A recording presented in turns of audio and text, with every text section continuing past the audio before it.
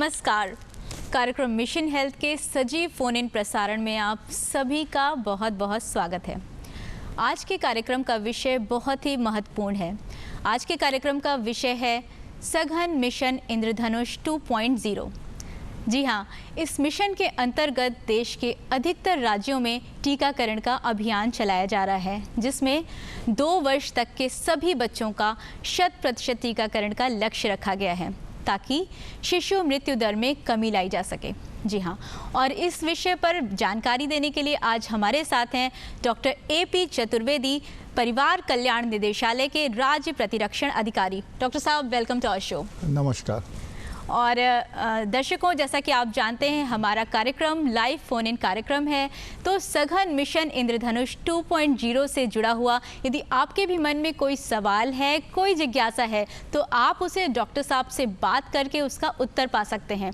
और सवाल पूछने के लिए आपको फ़ोन करना होगा। फ़ोन करने के लिए नोट करिए हमारे फ़ोन नंबर्स। फ़ोन नंबर्स इस प्रकार हैं 0522 220 5756, 0522 2288698। हमारा एक और नंबर है 0522 401 5988। और आपसे हमेशा की तरह हमारा निवेदन है कि जब आप हमें फ़ोन करें, अपने टीवी की आवाज़ को कम ज़रूर कर लें और अपने प्रश्न को संक्षिप्त रखें। और डॉक्टर साहब, जब तक कोई टेलीफोन आता है, क्यों ना आप हमें जन जागरूकता की दृष्टि से ये सघन मिशन इंद्रधनुष 2.0 क्या है, उसके बारे में बताएं। नहीं, बिल्कुल, आपने एक बहुत ही अच्छा सवाल पूछा है जी। और हम अपने सभी सुनने वाले दर्शकों को बता दें कि हमारे जो माननीय प्रधानमंत्री जी की इच्छा है कि प्रदेश में कोई भी बच्चा जो है, जो 2 साल तक के बच्चे हैं, जिनको टीकाकरण समय से लग जाए, कोई भी बच्चा इससे नहीं छूटना चाहिए जी। तो उसी क्रम में कहते हैं कि सघन मिशन अभियान 2.0 जो अब शुरू किया जा चुका है, और इससे पहले ये 17-18 में भी एक बार चल चुका है। अब 2.0 के से ये प्रोग्राम जो 4 चरणों में चलाया जाएगा। पहला चरण हमारा 2 दिसंबर से शुरू हो चुका है। उसके बाद जो है अगला चरण जो है 6 जनवरी से है, फिर आपका 3 फरवरी से और 2 मार्च से है।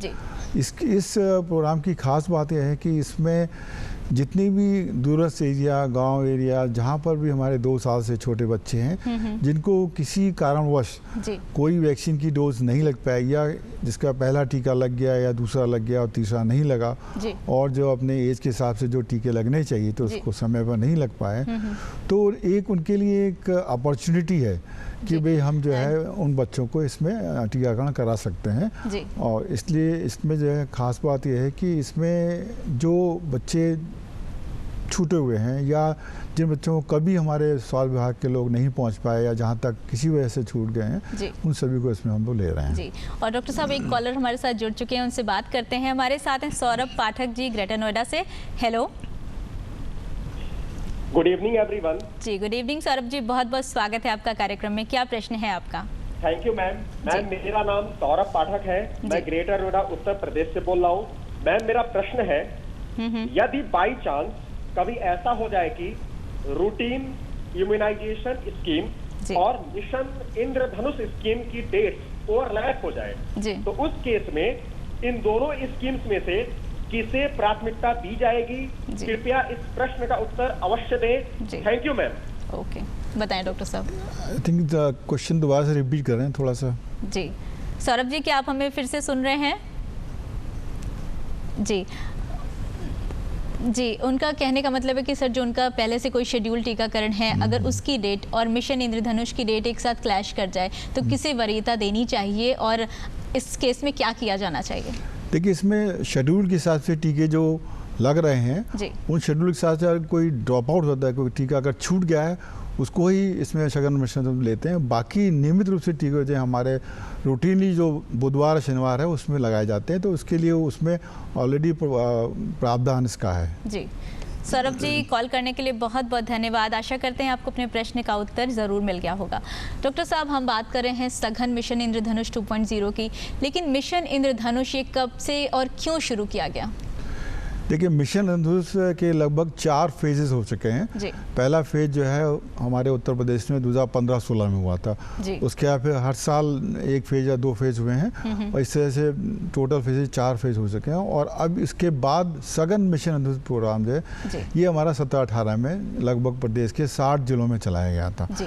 और इसमें लगभग आपको जानकारी एक खुशी होगी कि हमने लगभग 45 लाख बच्चों का टीकाकरण इसमें किया था और लगभग 9,32,000 गर्भवती माताओं का भी टीकाकरण इस सघन मिशन अभियान में किया गया था। अच्छा डॉक्टर साहब, ये जो सघन मिशन इंद्रधनुष 2.0 है, क्या ये प्रदेश के सभी प्रांतों में चलाया जा रहा है या कुछ खास प्रदेश ऐसे हैं, और अगर हैं तो किस बेसिस पे ये चुनाव किया गया है? देखिए, भारतवर्ष के लगभग 29 राज्यों में ये जो है चल रहा है प्रोग्राम, और जिसमें उत्तर प्रदेश के 73 जिले लिए गए हैं और उसमें 425 ब्लॉक में चलाया जा रहा है। और इसका चयन जो है भारत सरकार लेवल पे किया गया था। जिन गांव में या जिन ब्लॉकों में हमारा जो टीकाकरण का प्रतिशत 80% से कम था, इसको पूर्ण प्रतिशत कहते हैं, वो कुछ ब्लॉक लिए गए हैं। इसके अलावा जिन एरियाज़ में जहाँ पर जो हमारा एक सर्वेलेंस चलता है विभिन्न बीमारियों के लिए, वैक्सीन प्रिवेंटेबल डिजीज़, उसमें भी जहाँ पर कुछ डिजीज़ या बीमारियाँ ज़्यादा निकली उनको भी लिया गया है। इस तरह से इन सबको लेते हुए इन्होंने ये ब्लॉकों का चयन किया गया है। डॉक्टर साहब, हमारे साथ एक और कॉलर जुड़ चुके हैं, उनसे बात करते हैं। हमारे साथ हैं नंद स्वरूप मिश्रा जी बाराबंकी से। हेलो। नमस्ते मैडम। नमस्कार डॉक्टर साहब। मैं जानना डॉक्टर साहब ये चाहता हूँ कि जेई का पहला टीका, जेई का दूसरा टीका, टीपीटी का बूस्टर टीका किस उम्र में लगना चाहिए? देखिए, कहते हैं ये क्वेश्चन आपका अच्छा है। और जेई का जो पहला टीका है 9 से 12 महीने की उम्र में लग जाना चाहिए, और दूसरा टीका है इसका जो है 16 से 24 महीने की उम्र में लग जाना चाहिए। डीपीटी का जो आपने पूछा, डीपीटी के 2 बूस्टर लगते हैं। पहला बूस्टर 16 से 24 महीने पे लगता है और दूसरा बूस्टर इसका जो है 5 साल की उम्र पर लगाया जाता है। और नंद स्वरूप जी, बहुत बहुत धन्यवाद कार्यक्रम में फ़ोन करने के लिए। आशा करते हैं कि आपको अपने प्रश्न का उत्तर ज़रूर मिल गया होगा। डॉक्टर साहब, एक बार फिर से हम ज़रूर चाहेंगे कि सघन मिशन इंद्रधनुष 2.0 कितने चरणों में और कब से कब तक चलाया जा रहा है, हमारे दर्शकों को बताएं। बिल्कुल, ये जैसा कि मैंने पहले भी बताया, ये 4 चरणों में चलाया जा रहा है। और ये पहला चरण हमारा 2 दिसंबर से शुरू होके 12 दिसंबर तक चलेगा। और इन अभियानों की खास बात यह है कि ये 7 वर्किंग डेज लिए गए हैं इसके अंदर, और इसमें छुट्टी जैसे संडे है या कोई छुट्टी पड़ती है उसको छोड़ दिया गया है।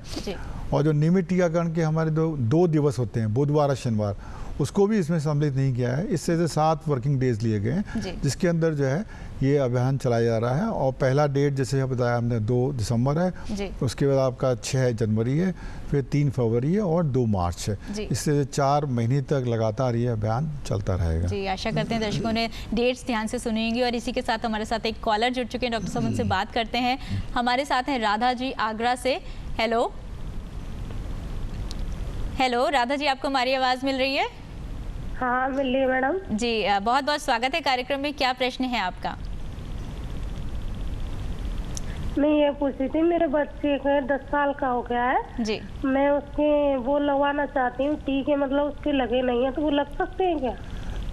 देखिए, 10 साल के बच्चे को कहते हैं इसमें जो टीके शुरू में लगते हैं छोटी उम्र पर, उसका तो प्रोविज़न नहीं है। लेकिन आपका 10 साल का बच्चा है, एक वैक्सीन आजकल लगाई जा रही है, टीडी वैक्सीन से बोलते हैं, टिटनेस और डिप्थीरिया की होती है। ये 5 साल और 10 साल पे लगता है, इसको आप लगवा सकते हैं। जी डॉक्टर साहब, इसी के साथ एक और प्रश्न कई दर्शकों के मन में आ रहा होगा कि जिनका छूट गया है कई सारे टीके, वो क्या कर सकते हैं?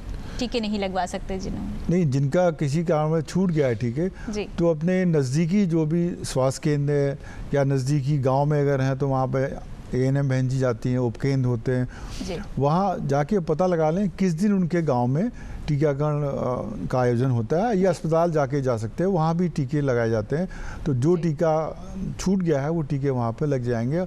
और इसका ये ज़रूरी नहीं है कि जैसे मान लीजिए आज टीका किसी का लगा और अब 2 महीने बाद लगना था, किसी वजह से मिस हो गया और 3 महीने बाद आ रहा है, तो उसका जो दूसरी डोज वहाँ से लग जाएगी, इसलिए कोई दिक्कत नहीं है। कार्यक्रम में फ़ोन करने के लिए बहुत बहुत धन्यवाद राधा जी। और डॉक्टर साहब, अभी प्रश्नों का सिलसिला आगे बहुत है, लेकिन फिलहाल वक्त एक ब्रेक का, तो ब्रेक ले लेते हैं। और दर्शकों, आप कहीं मत जाइएगा, हम लौटते हैं इस छोटे से ब्रेक के बाद। कार्यक्रम में आपका पुनः स्वागत है। कार्यक्रम मिशन हेल्थ में आज हम बात कर रहे हैं सघन मिशन इंद्रधनुष 2.0 के बारे में और हमारे साथ हैं डॉक्टर AP चतुर्वेदी। डॉक्टर साहब, हमारे साथ एक कॉलर जुड़ चुके हैं, उनसे बात कर लेते हैं। हमारे साथ हैं यास्मीन जी हरदोई से। हेलो जी, बहुत बहुत स्वागत है यास्मीन जी। क्या प्रश्न पूछना चाहती हैं? हाँ हेलो जी, यास्मीन जी अपना प्रश्न पूछिए। जी, प्रश्न ये पूछना चाहते हैं कि गर्भवती के किस महीने में टीके लगेंगे?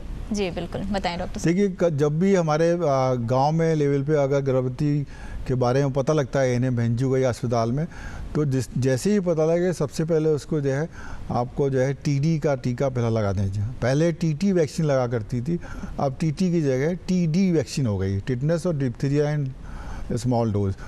तो ये आपका पहला टीका लगता है और उसके 1 महीने बाद दूसरा टीका लगेगा अगर ये पहली बार गर्भवती हुई है।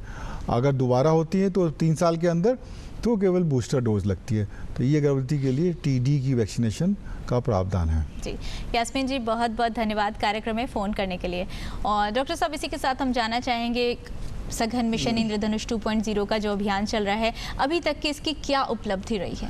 देखिए, अभी तक जितने भी अभियान हमने चलाए हैं लगभग 4 फेजेस में, और अलग अलग जिलों में कभी 44 जिले लिए गए, कभी 36 जिले लिए गए, कभी 55 जिले लिए गए, है ना। तो उन सभी में हमारा मोर देन 90%, 90% से अधिक कह देंगे हर एक चरण में इसकी उपलब्धि रही। तो एक बहुत बड़ी अच्छी सफलता है जो हमारे प्रदेश में इस अभियान के अंतर्गत हमको मिली।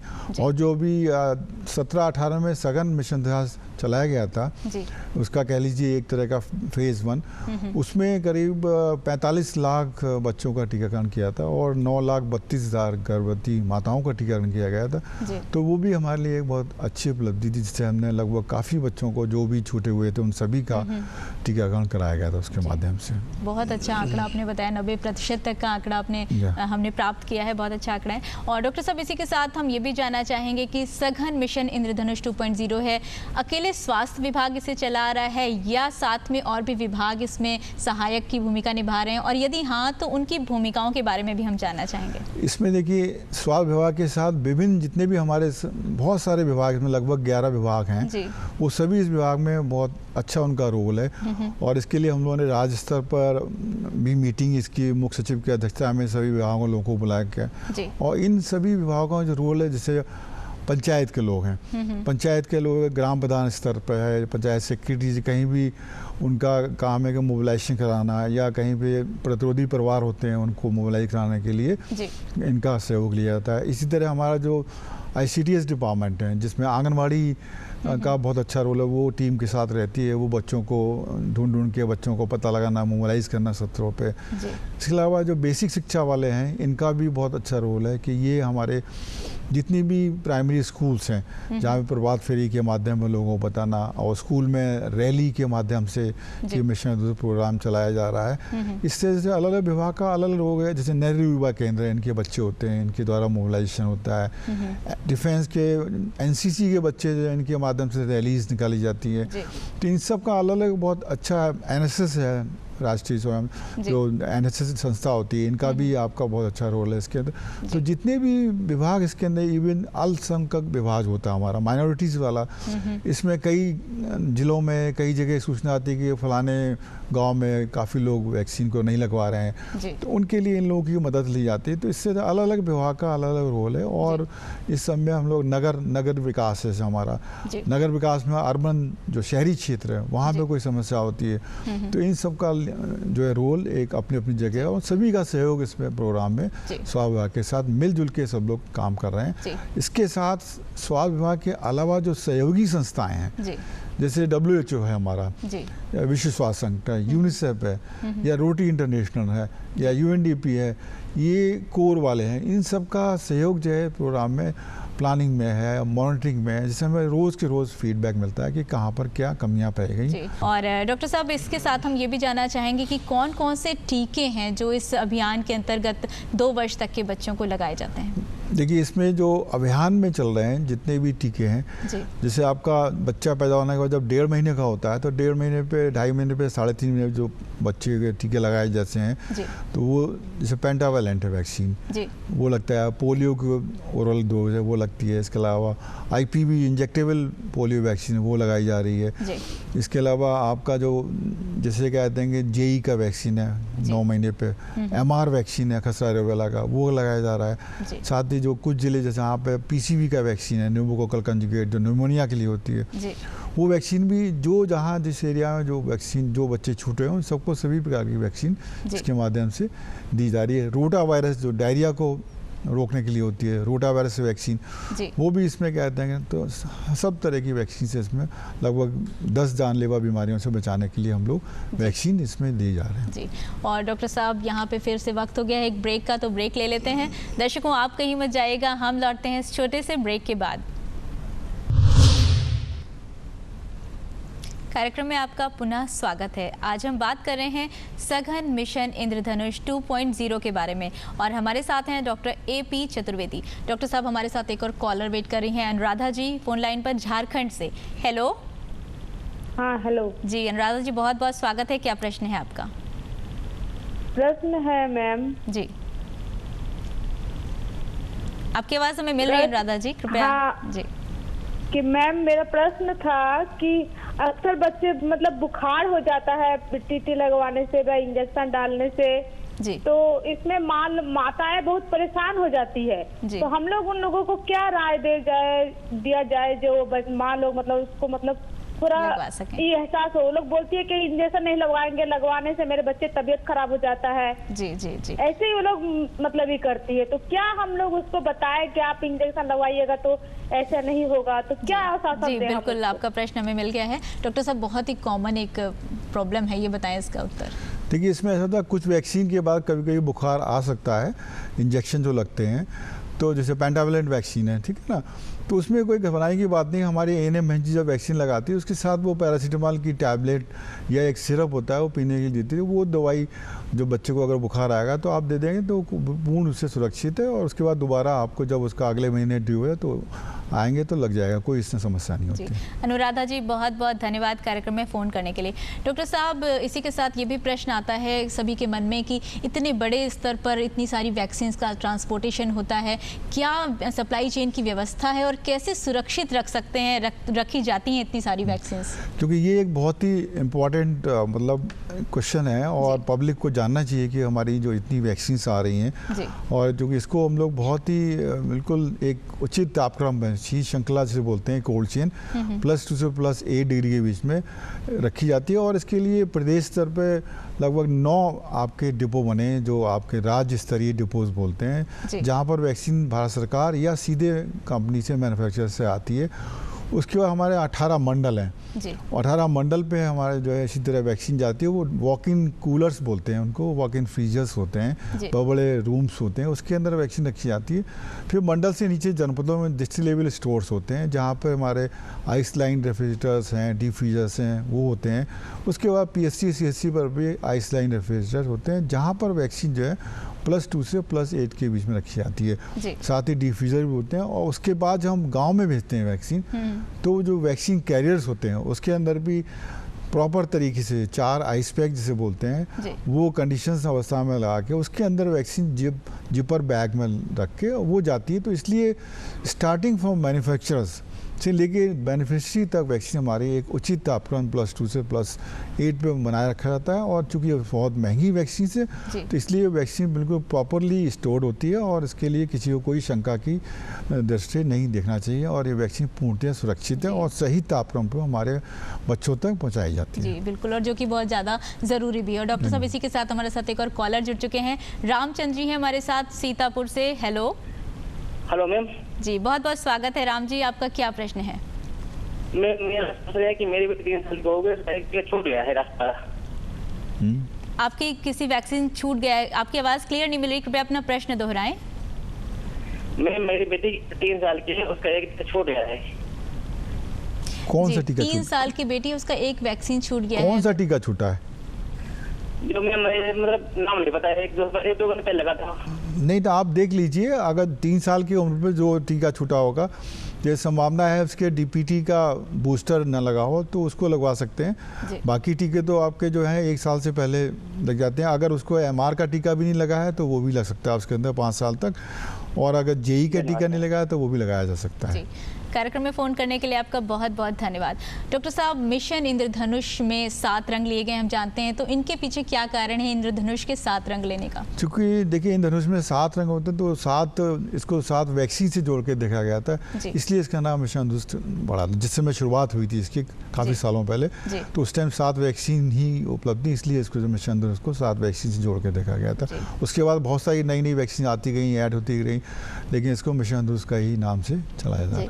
अच्छा डॉक्टर साहब, किसी भी मिशन की सफलता का बहुत बड़ा हाथ होता है उसके पीछे जागरूकता का लोगों के बीच में। तो सघन मिशन इंद्रधनुष 2.0 के प्रति लोगों में जागरूकता किस तरह से फैलाई जा रही है, या इसके लिए क्या प्रयास किए जा रहे हैं? देखिए प्रचार प्रसार के लिए बहुत अच्छी व्यवस्था हम लोगों ने की है, और इसमें समय समय पर पेपर में इसका विज्ञापन निकाला जा रहा है कि 5 साल 7 बार आपको आना है, 5 साल में 7 बार। इसके अलावा गांव स्तर पे जैसे वॉल राइटिंग जिसे बोलते हैं उसमें डेट्स लिख दी गई हैं, किसी डेट्स में चल रहा है। प्लस आपके बैनर्स का प्रावधान रखा गया है, नियमित टीकाकरण बैनर लगाए जाते हैं, स्ट्रीट बैनर का प्रावधान है, स्कूलों में प्रभात फेरीज हैं, इसके अलावा रैलीज़ के माध्यम से है। इसके अलावा गांव में जो डुगडुगी पहले ज़माने में होती थी, डुगडुगी आज भी होती है, तो वो जो आशा अपने माध्यम से उस एरिया में 1 दिन पहले, अगर कल सत्र है तो आज डुगडुगी के माध्यम से, या जैसे ड्रम बीटिंग बोलते हैं, उससे लोगों को सूचना होगी कि आपके यहाँ कल सत्र लगाया जा रहा है। इससे तरह तरह की चीज़ें हैं, और उसके माध्यम से रैलीज, NCC कैडेट्स का बहुत बड़ा रोल है जो रैलीज में माध्यम करते हैं, या स्कूल में टीचर्स का रोल है, तो उसके माध्यम से, रैलीज के माध्यम से भी हम लोग जो हैं इसमें प्रचार प्रसार में काफ़ी कर रहे हैं। प्लस जैसे दूरदर्शन पे हम आज दूरदर्शन के माध्यम से या रेडियो के माध्यम से भी इसका प्रचार प्रसार किया जा रहा है। तो सभी चैनल हैं, प्लस आपके सोशल मीडिया जैसे व्हाट्सएप ग्रुप हैं, आपका फेसबुक है, या NHM का पोर्टल एक बना हुआ है, सभी के माध्यम से इसका प्रचार प्रसार किया जा रहा है। तो बहुत सारे विभाग हैं, बहुत सारे लोग हैं, बहुत सारा प्रयास हो रहा है, ज़रूरत है कि लोग भी आगे बढ़ कर के बच्चों को टीका लगवाएं। जी, और डॉक्टर साहब, इस मिशन के बारे में कोई और ऐसी खास बात सघन मिशन इंद्रधनुष 2.0 के बारे में जो आप हमारे दर्शकों से कहना चाहें? देखिए ये एक बहुत ही अच्छी, हर एक के लिए एक अपॉर्चुनिटी है कि अगर किसी बच्चे को किसी कारणवश टीका छूट गया हो तो इन तिथियों में एक अभियान के रूप में चलाया जा रहा है, तो अपने निकटतम ANM बहन जी से पूछ ले कि हमें कहाँ पर टीका लगना है, तो टीका लगवा सकता है। क्योंकि इसमें चूँकि वैक्सीन ये बहुत ही सुरक्षित है, और हम लोग भारत सरकार और उत्तर प्रदेश सरकार के माध्यम से निःशुल्क उपलब्ध कराई जा रही है सभी स्वास्थ्य केंद्रों पर और आपके ग्रामीण क्षेत्रों में। तो इसको अवश्य 2 साल तक के जो भी कोई छोटे बच्चे उनको लगवा ली जाए, तो उसमें बच्चे से आने वाली बीमारियाँ जो भी हैं उनसे उसको खतरा से मुक्ति प्रदान हो सकती है। और डॉक्टर साहब, सघन मिशन इंद्रधनुष 2.0 के बारे में आपने हमें बहुत महत्वपूर्ण जानकारी दी, थैंक यू सो मच। नमस्कार। और आपसे आशा करते हैं कि आपने, डॉक्टर साहब ने जो भी बातें बताई हैं आपने बहुत ध्यान से सुनी होंगी, और इस कार्यक्रम से आप ज़रूर लाभान्वित होंगे। सघन मिशन इंद्रधनुष 2.0 के अंतर्गत 2 साल तक के बच्चों को टीकाकरण अवश्य करवाएं। और अब हम अपने कार्यक्रम के अंतिम चरण में हैं, अब चलते चलते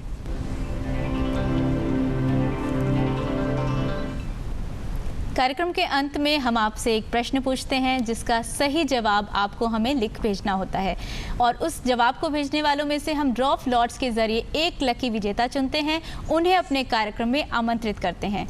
तो अब नोट करिए हमारा आज का प्रश्न क्या है। हमारा आज का प्रश्न है, वर्तमान सघन मिशन इंद्रधनुष 2.0 कब से कब तक चलाया जा रहा है? आप हमें इस प्रश्न का उत्तर लिखकर पत्रों के माध्यम से भेज सकते हैं, और आप हमें ईमेल भी कर सकते हैं। पत्र लिखने के लिए नोट करिए हमारा पता। हमारा पता है प्रस्तुतकर्ता मिशन हेल्थ, कमरा नंबर 205, दूरदर्शन केंद्र 24, अशोक मार्ग, लखनऊ 226001। आप हमारी ईमेल आईडी भी नोट कर लीजिए। ईमेल आईडी है missionhealth.ddupLQ@gmail.com। आशा करते हैं आपने प्रश्न ठीक से सुना होगा, लिखा होगा, और उसका उत्तर हमें ज़रूर लिख भेजेंगे। साथ ही साथ हम ये भी चाहते हैं कि आपने जो भी जानकारी यहाँ से सुनी उसके बारे में पूरी तरह से लाभ उठाएं। और डॉक्टर साहब, आपने अपना इतना कीमती वक्त निकाला, हमारे साथ स्टूडियो में आए, आपका बहुत बहुत धन्यवाद। धन्यवाद, थैंक यू, नमस्कार।